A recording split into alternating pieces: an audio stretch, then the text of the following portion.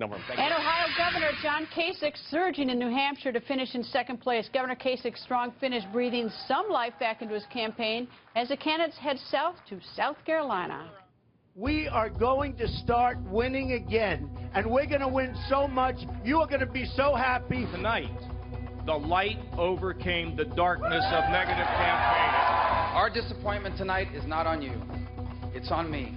We are going to make America so great again, maybe greater than ever before. I love you all. Thank you, New Hampshire. I'm going to South Carolina.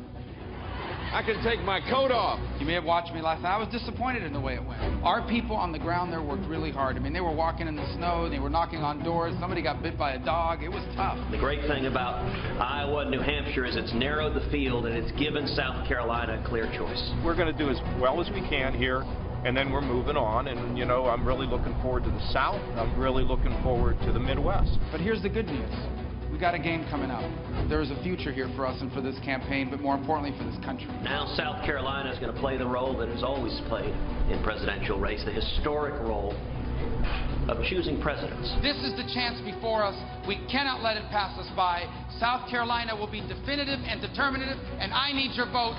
Come out and help us. I need your support. We need a leader that believes in the American people, that believes that we're on the verge of greatness again, that believes if we get government off our backs and make government work the way it used to, that we'll rise up. So, New Hampshire, I want to thank you. We love you. We're going to be back a lot. We're not going to forget you. You started it. Remember, you started.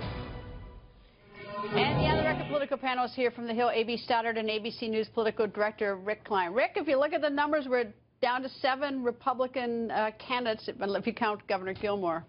Big change today. It is. The field is winnowed, but at the same time, there was another contender entering the mix with John Kasich in his strong second-place finish that puts him into the first tier. So I actually think that this blowout blows open more possibilities for Republicans. It hasn't provided any real clarity. South Carolina may. If it doesn't, then we're looking at a very long campaign. I think the likelihood is greater than ever that we're looking at a long slog to the nomination. And a note to the viewers, that's obviously Donald Trump speaking live in South Carolina. We're monitoring that as well as a Governor Jeb Bush event. We're monitoring that in the control room. If something happens, we'll bring that to you. Big winner besides Donald Trump last night?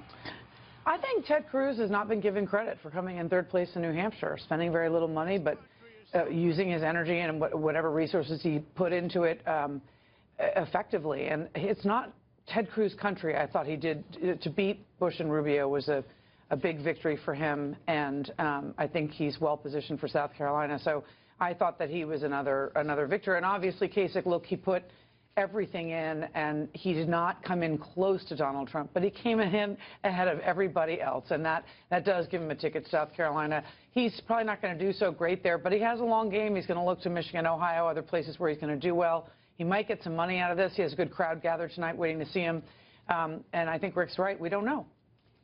Will the money pour in for Kasich based on that second-place win in New Hampshire? He'll get enough to play himself into the next round. But here's the thing. The establishment lane is still so crowded. If you were money on the sidelines or between candidates, you don't have any more clarity now. You still have Rubio.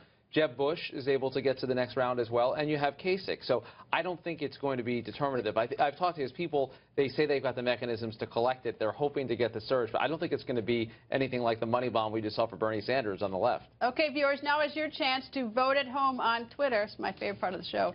Do you think candidates aggressively attacking other candidates helps their own campaigns? Tweet yes or no using hashtag Greta. We'll show you your live Twitter votes throughout the show. AB, I think the big winner is Senator Rubio, because now Governor Christie's out, because he was dogging him, and he hit him hard at that debate. Right, that's true. And the interesting thing, of course, is that the benefit did not redound to Christie. It ended his campaign. That's right. He didn't get the benefit of it. But it certainly helped Kasich and Bush. I think the problem for Rubio going in and having done a fifth-place showing in New Hampshire to South Carolina is, as Rick said, now there's a more crowded establishment bucket, and it's going to be really tough for him.